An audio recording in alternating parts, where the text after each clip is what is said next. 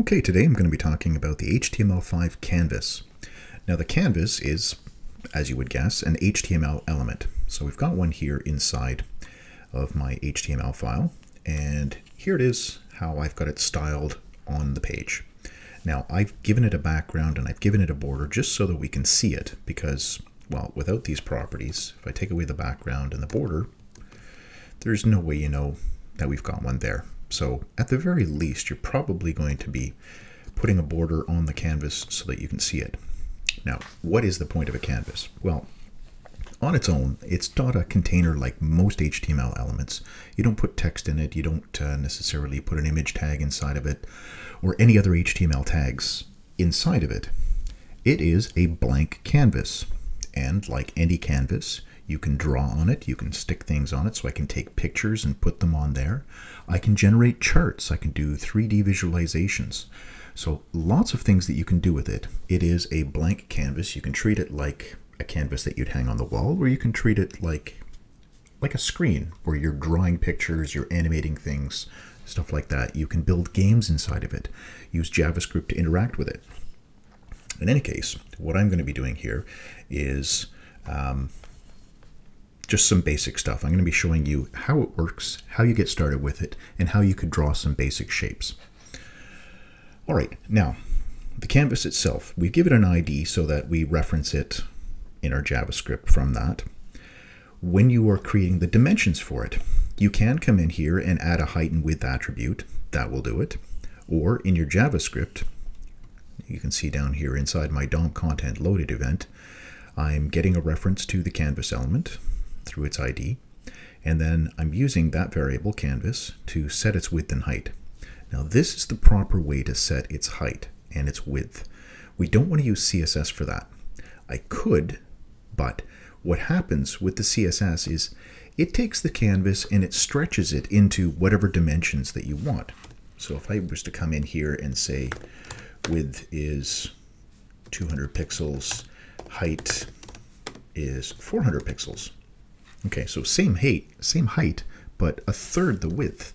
So if I load it now, this is what I'm going to see. The problem with this is when you're drawing on the canvas, when you're using JavaScript to generate content inside of here, you are using pixel position to do that. So if you start stretching and squashing and changing the dimensions of this, you're stretching and squashing the generated images that you're trying to make on the canvas. It's just like with an image tag. You don't want to use CSS to change the dimensions of the image because you're squashing and stretching it. You're ruining the aspect ratio. So we don't do this. We do not use CSS to change the size of your canvas. Okay, now once we have a reference to the canvas, then we're going to want to start to draw and put things onto there. To do that, we need to get a context variable.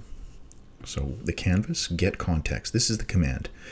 2D means I'm going to be drawing in 2 dimensions, which is most of the time. You can also put in WebGL or WebGL2. There's a fairly new version of WebGL that you can use. So you may use 2D or you might use WebGL2. I'm going to be using 2D for most of the stuff that I do here. Well, all the stuff that I'm doing today, I'm going to use 2D and just showing you some basic shapes. All right, so I'll put this back to the way it was. There we are. Now I'm going to call 2 functions, one draw rect, one draw ellipse, to show you how you can draw squares, rectangles, circles, and ellipses. All right, let's look at the draw rectangle one first. Now there's a couple of ways that we can do this. One is to create a path. So you give dimensions, you give points on here, you can draw a shape and figure out all the size and all the styling for it. And then you can, after you've done this, like this method is being called, but it's doing nothing. Because after this rect is defined, you have to come in here and say, okay, I want to fill the rectangle that I defined. There we are. So that's the fill. If I don't want to do that one, I can do the stroke, which is the line on the outside. There we are. Now for the fill and stroke, you can define various options. There's the stroke style, which is the color. There's a fill style, which is the color, line width, how thick this line is. There's also a line cap. So if you were drawing a line and you didn't completely bring it around back to the starting point to create a closed-in shape, then you might want to know what the end of the line looks like. And the end of the line could look like a squared off or a rounded cap. So there's a line cap property where you can define that. That's not going to impact what we're doing here at all. So stroke style, line width, and the fill style. Now I can do both the fill and the stroke. There we are. And depending on what order I do this in, if I do fill first and then the stroke is going to be on top of the rectangle, and I see the full width here because this line width starts at the dimensions defined here. Okay, so 300, 100, that's my position for this rectangle. I'm 300 pixels over and 100 pixels down from the top. My rectangle is 100 pixels wide and 50 pixels tall. So 100, 50, starting at this point right here, which is 300, 100. So that is the x coordinate, the y coordinate, the width, and then the height. Those are the dimensions for this. Now, if I was to do the fill after the stroke, because the fill is being drawn 10 pixels wide is the line width, it's going to go 5 pixels above and 5 pixels below those points that are defined here. So if I did the fill again on top, you can see we're covering up half of it. So just keep that in mind. It does matter what order you do the fill and stroke for. Okay, now that's defining a rectangle and then setting up the styles, where you could set up the styles, then define the rectangle, and then call fill and stroke. An alternate way that we have for doing this, I'm going to just comment these out again. An alternate way is with these methods. You can just call fill rect, and this will do the fill of a rectangle right here. So at 200, 300, 200 pixels over, 300 pixels down, 100 pixels wide, 50 pixels tall, I'm drawing a rectangle, but I'm just doing the fill portion of it. So whatever styles were defined for fill, or whatever color was defined with fill, that's what's being used here. If I call stroke rect, I'm doing that part of it. So just two different ways to do the same thing. We can call fill rect, stroke rect separately, or you can define the rectangle and then decide if you want to do fill stroke or both. Two different ways, completely up to you which one you do. It doesn't really make any difference in terms of processing or anything like that. There is one other method here, clear rectangle. So if you want to delete part of the canvas, let's say I wanted to delete part of both of these. I'm going to delete this space right here. Well, this rectangle was at 100 over, 100 down. This one right here was 200 over, 300 down. So, okay, let's see. We're going to start at 150 over. So CTX clear rect, and starting at 150 pixels over, the X is the horizontal. Y, we're going to start at 50 down. And then I want to create something which is 100 pixels wide and let's say 500 pixels tall. And there we are. So it has erased everything on the canvas, and it doesn't matter how many things I've drawn here, or images or text or anything else that I have. It is deleting this whole space. Okay, so that's those parts done. Now for the ellipse, we're going to talk about drawing circles. I'll close this one off. There we are. Now I'm calling begin path here at the beginning. And the reason that I'm doing that is when you start drawing multiple shapes, I called the draw rect, I did the fill and the stroke, and now I'm going to be calling ellipse and or arc. When you start calling these to create multiple shapes, the canvas doesn't know. It's like if you were drawing with a marker or a pen and you draw one shape and then you keep your pen on the paper and you move the pen over to draw the next shape. We don't want to have that line connecting the two of them. Like here, I have two different ways of drawing the circle. One is with ellipse, one is with arc. with an ellipse, I have my x and y value. This is the center, the radius x and radius y, so two different radii. Depending on if you want it to be a perfect circle, then you would have both these values being the same. If you want it to be an ellipse, they'd be different. Rotation, you can imagine if you're drawing an egg shape, you might want to change which way it's oriented. Start angle, end angle. Well, when you're drawing a circle, pardon me, when you're drawing a circle, you put your pen on the paper and then you start drawing around, and where you started is your start angle, and where you stop drawing the circle, that's your ending angle. So I can draw a circle around this way and stop here, or I can start here, draw a circle, and stop halfway.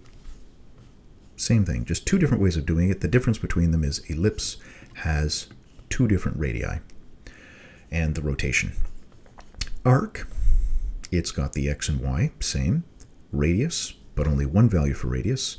It has a start angle and an ending angle, and then the last property in both of them is this anti-clockwise value. It's a Boolean, true or false.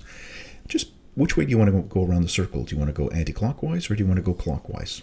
So if you're drawing graphs and things like that, it might matter which direction you're going. If you're drawing a full circle, it doesn't really matter. For the angles, the start angle and the end angle, for these two, these are measured in radians. So if you don't know what radians are, okay, a circle, if you're used to degrees, there's 360 degrees in a circle. Measured in radians, these are just units of measure, measuring the angle. If you've got half a circle, which is 180 degrees, that is 1 pi, so 3.14 radians would take you halfway around. If I had 2 pi, so 2 times 3.14, so 6.28, that would give me a full circle. So math.pi times 2, this gives you a full circle. Here, I'll do one with math.pi and one with math.pi times 2. And just like before, we have the fill and stroke that we want to call to get these drawn. There we are. So the first one, that's the bigger ellipse. It's got the bigger radius of 100. We are drawing from here around this way back to here. So we did a full circle. This one, math.pi, we got a half circle. So it started here, went around, and stopped at this point. If I said times 1.5, that gives me 3/4 of a circle. There we are. And you can see how the fill works. It just goes from this point to this point, draws a line between them. Okay, now begin path. If I remove begin path and I refresh this, this is what's happening. So this circle was drawn around, the pen was still here, and then we said, okay, now draw an arc. So it goes over to the starting point of the arc and it starts to draw that. With begin path, we're actually picking up the pen and going from one spot to the other. Now, just to show you the other radius, the radius y, if we change this and we make this one, say, 50 instead of 100 for the radius y, there we are. So in the y direction, we've got 50. In the x direction, we have 100. And then rotation, once again, with the rotation right here, we are dealing with angles like this. So let's do math.pi, that's half a circle, times 0.5.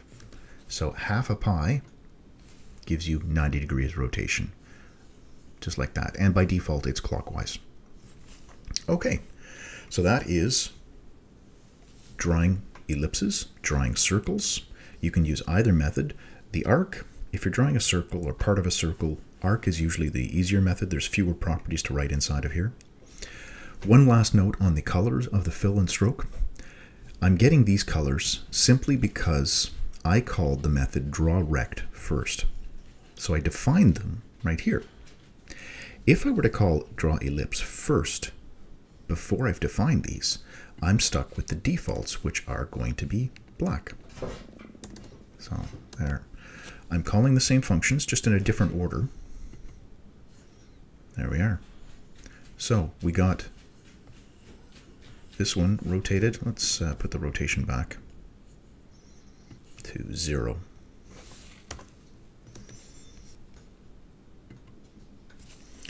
There, and you can see because the draw rect is being called second, the clear rect is wiping out part of that as well. So this, and then the erasing took place afterwards. That's why there's color for these two, and these two, the fill and stroke, are both black. All right, that's it. So if you have any questions, feel free to put them in the comments down below. If you found this useful, please share it. And as always, thanks for watching.